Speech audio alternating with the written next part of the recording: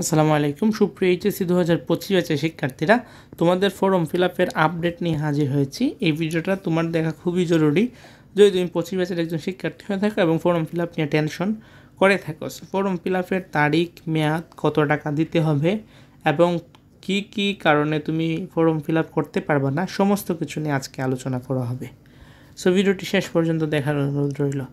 প্রথমে এটা হচ্ছে ঢাকা শিক্ষা বোর্ডের একটা নোটিশ, এটা আরও আগে দেওয়া হয়েছিল 19 ফেব্রুয়ারি। প্রথমে তোমাদেরকে যে বিষয়টা আমি বলি সেটা হচ্ছে ফর্ম ফিল আপের তারিখ, কত তারিখ তুমি ফর্ম ফিল আপ করতে পারবা কিংবা কতদিন মেয়াদ রয়েছে সেটা আমি একটু ক্লিয়ার করি। সেটা হচ্ছে 2 থেকে 10 তারিখ। 2 মার্চ থেকে 10 মার্চের ভিতরে তুমি ফর্ম ফিল আপ করতে পারবা এবং টাকা জমা দেওয়ার শেষ তারিখ হচ্ছে সেক্ষেত্রে 11 তারিখ।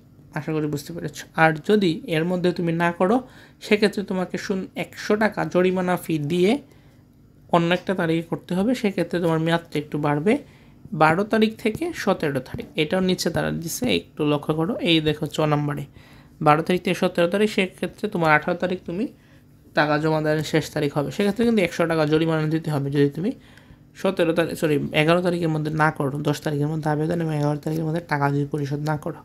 সেটা হচ্ছে ফর্ম ফিল আপের তোমার মেয়াদটা। সেকেন্ডলি যে বিষয়টা নিয়ে কথা বলবো, কত টাকা দিতে হবে সেটা আমি বলবো।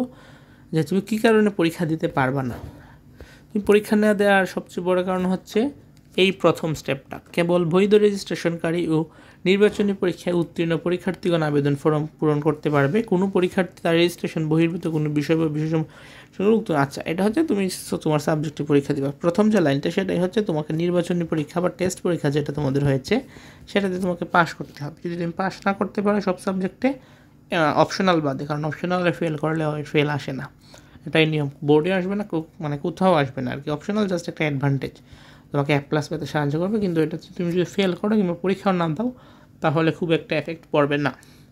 অপশনাল বাদে তোমাকে সমস্ত সাবজেক্টে পাস করতে হবে, তাইলে তুমি টেস্ট পরীক্ষায় মানে টেস্ট পরীক্ষায় পাস করার পর তুমি বোর্ড পরীক্ষায় বসতে পারবা। সেক্ষেত্রে অনেক গভর্নমেন্ট কলেজ 1-2টা সাবজেক্ট ছাড় দেয়, কিন্তু এর বেশি ছাড় তারা দেয় না। একটাই দেয়, 1টা বা 2টা সর্বোচ্চ, ছাড় দেয় না। সেক্ষেত্রে তোমাকে রিটেক নেওয়া হয়। রিটেক নিয়ে তুমি আবারও পরীক্ষায় বসবে, সেক্ষেত্রে তোমাকে পাস করতেই হবে। আর যদি কোনো অসুস্থতা বা অন্য কোনো যদি কারণ থাকে, এখানে তারা 2য় নম্বর স্টেপে বলছে যে শারীরিক অসুস্থতার জন্য, সেক্ষেত্রে তুমি গার্জিয়ানের সিগনেচার সহ, গার্জিয়ান সহ, প্রমাণ সহ, সমস্ত কিছু সহ তাদের কাছে যদি আবেদন করো, সেক্ষেত্রে তারা বিবেচনা করে প্রত্যেকটা কলেজের অধ্যক্ষ হিসেবে তারা দিতে পারে, তোমাকে পরীক্ষা দিতে পারে যে আমি এইভাবে আমি এইচএসসিতে ভালো একটা রেজাল্ট করবো কিংবা পাস করবো, এই আস্থা দিয়ে তুমি পরীক্ষা দিতে পারবা যদি কারণ হয়। নর্মালি তোমাকে পাস করতে হবে টেস্টে। গভর্নমেন্ট কলেজ 1-2টা ছাড় দেয়, প্রাইভেট কলেজ সেটাও দেয় না। সেক্ষেত্রে তোমাকে রিটেক নিয়ে পাস করে তারপর তুমি বোর্ড পরীক্ষা বসতে পারবে। এখন শেষের কথাটা হচ্ছে তুমি কত টাকা দিবে।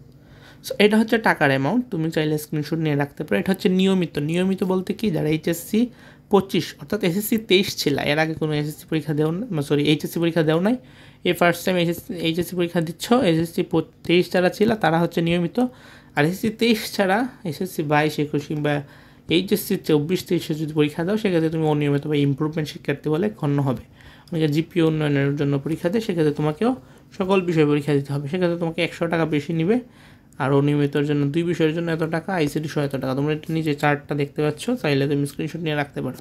আর নর্মালি মানবিক বিভাগের জন্য 2375 এবং বিজ্ঞান বিভাগের জন্য প্রায় 3000-এর মতো 2935 টাকা। এটা হচ্ছে তোমাদের টাকার অ্যামাউন্ট। অনেক কলেজে আমি দেখছি, স্পেশালি প্রাইভেট কলেজে 3000-এর বদলে ধরি 3000-ই, যদিও 65 টাকা কম, ধরি 3000-ই বদলে তারা 5000, 6000, 7000, 8000, 19000, 20000 এইরকমও নিচ্ছে। আমি এটা নিয়ে অলরেডি কথা বলছি। এটা আসলে করা উচিত না একদমই। তুমি অ্যাকশন নিবা, টিচার্স, গার্জেন সবাইকে জানাবা। এটা হচ্ছে টাকার অ্যামাউন্ট কত লাগবে সেটাও বললাম।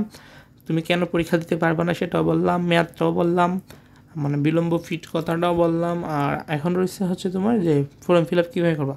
ফর্ম ফিল আপ কোনো কিছু না, তুমি তোমার কলেজের যে অনলাইন পেমেন্ট পদ্ধতি রয়েছে, বিকাশ, নগদ, যাই কিছু রয়েছে, এখানে গিয়ে তুমি তোমার স্টুডেন্ট আইডি দিয়ে কিংবা কলেজের রুল দিয়ে, মানে এক এক কলেজে এক এক রকম সিস্টেম, তুমি তোমার কলেজে যোগাযোগ করবা যে স্যার আমি কীভাবে টাকা পরিশোধ করবো। টাকা পরিশোধের নিয়মটা হলে তুমি টাকাটা পরিশোধ করে দিবা, ব্যাস এইটুকুই, আর কোনো কিছু না, দিয়ে দিবা। এবং টাকা পরিশোধের যে রিসিপ্টটা দিবে সাবমিট করার পর, সেই রিসিপ্টটা তুমি কলেজে জমা দিবা।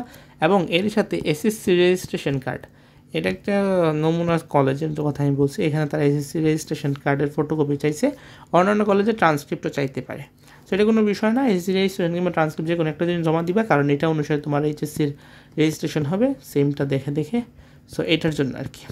সো আজকের মতো এই পর্যন্ত। ভিডিও তোমার ফ্রেন্ডসের কাছে শেয়ার করে দেওয়ার অনুরোধ রইল। আর আমাদের চ্যানেল যদি নতুন হয়ে থাকে বলো সাবস্ক্রাইব করে রাখো। অনেকে ভিডিও দেখছি কিন্তু সাবস্ক্রাইব করে না, সো এটা কিন্তু করা যাবে না। তুমি সাবস্ক্রাইব করে রাখবা, কারণ অনেক তথ্য তোমাদের কলেজে জানাবে না সাথে কিংবা পরে জানবে। আমরা তোমাদেরকে যথাসম্ভব একদম দ্রুত কিংবা সাথে বলা যেতে পারে জানিয়ে দিব। আল্লাহ হাফিজ।